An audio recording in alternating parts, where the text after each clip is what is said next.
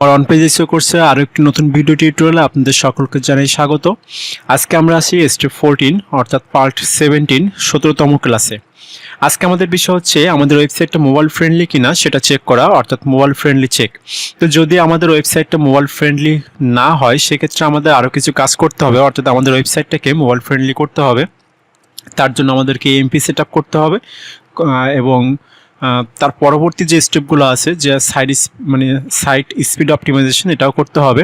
তো এইগুলো করার পূর্বে আমাদের প্রথম যে কাজটা করে নিতে হয় সেটা হচ্ছে আমাদের ওয়েবসাইট ব্যাকআপ রাখতে হয়, কারণ অনেক সময় এমপি সেট আপ বা সাইট স্পিড অপটিমাইজেশন করতে গেলে আমাদের ওয়েবসাইটটা ক্র্যাশ করতে পারে, তার জন্য আমাদের ওয়েবসাইটে ব্যাকআপ রাখতে হবে।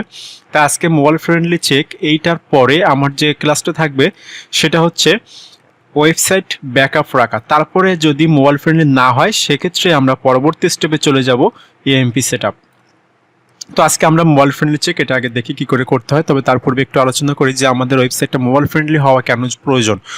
আসলে মোবাইল ফ্রেন্ডলিটা কি? মোবাইল ফ্রেন্ডলিটা হচ্ছে আমাদের ওয়েবসাইটটা আমরা মোবাইল থেকে কতটা স্মুথলি ব্যবহার করতে পারছি, তার লোডিং স্পিডটা কেমন হচ্ছে, এটাই হচ্ছে আমাদের মোবাইল ফ্রেন্ডলি।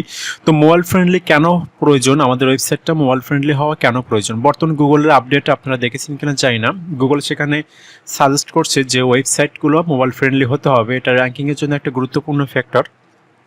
তো বর্তমানে আমরা যে ওয়ার্ডপ্রেস ইউজ করি এবং ওয়ার্ডপ্রেসের যে থিম এবং প্লাগিনসগুলো আছে এগুলো সাধারণত মোবাইল ফ্রেন্ডলি।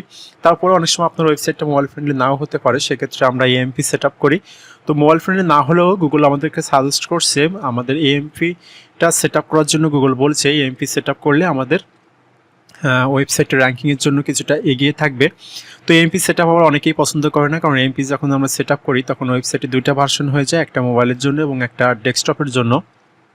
তারপরেও গুগল আমাদের সাজেস্ট করছে যে এমপিটা সেট আপ করার কথা বলছে, এমন একটা সময় হয়তো আসবে, এমনকি এটা আগামী বছরেই আমরা পেয়ে যেতে পারি যে প্রত্যেকটা ওয়েবসাইটের জন্য আমাদের এমপি সেট আপ করা লাগছে। তো যাই হোক সেই বিষয়গুলোতে আমরা পরে যাব, আমাদের সেটা 16তম ক্লাসে আমাদের এমপি সেট আপটা হবে। তো আজকে আমরা যে বিষয়টা কভার করব সেটা হচ্ছে ওয়েবসাইটটা মোবাইল ফ্রেন্ডলি কিনা সেটা চেক করব এবং সেটা কীভাবে চেক করতে পারি সেই জিনিসটা আমরা দেখব। তার জন্য আমরা গুগলে চলে যাব। গুগলে এখানে আমরা সার্চ করব মোবাইল ফ্রেন্ডলি টেস্ট। এখন মোবাইল ফ্রেন্ডলি টেস্ট, তো মোবাইল ফ্রেন্ডলি চেক আপ করার জন্য গুগলের একটা টুলস রয়েছে। দেখেন এখানে আমরা দেখতে পাচ্ছি search.google.com টেস্ট মোবাইল ফ্রেন্ডলি, এটা হচ্ছে গুগলের একটা টুলস। আমরা এইটাতে চলে যাব। এটাতে যে এখানে আমাদের ওয়েবসাইটের ইউআরএলটা দিতে বলছে, তার জন্য আমরা এখান থেকে আমাদের ওয়েবসাইটের ইউআরএলটা নিয়ে আসব। আমরা ইউআরএলটাকে কপি করলাম, কপি করে এখানে দিব, এখানে টেস্ট ইউআরএলে ক্লিক করব। এখানে আমাদের একটু ভেরিফিকেশন চাচ্ছে, আমি ভেরিফিকেশনটা করি।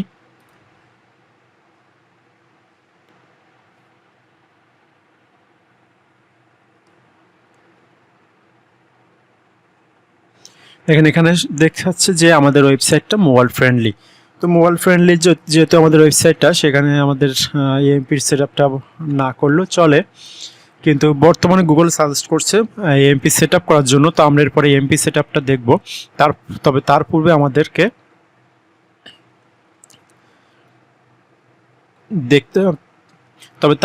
আমাদেরকে ওয়েবসাইটের ব্যাকআপটা রাখতে হবে। তো ধন্যবাদ। আজকে আমাদের আশা করি ক্লাসটা খুব ইজি ছিল এবং আপনারা সবাই বুঝতে পেরেছেন। তো সবাইকে ধন্যবাদ। পরবর্তী ভিডিও টিউটোরিয়ালের জন্য অপেক্ষা করুন এবং যারা আমার চ্যানেলটি এখনও সাবস্ক্রাইব করেননি তারা চ্যানেলটি সাবস্ক্রাইব করে বেল বাটনটি বাজিয়ে রাখবেন এবং ভিডিওগুলো যদি ভালো লাগে তাহলে শেয়ার করবেন, লাইক করবেন। ধন্যবাদ সবাইকে।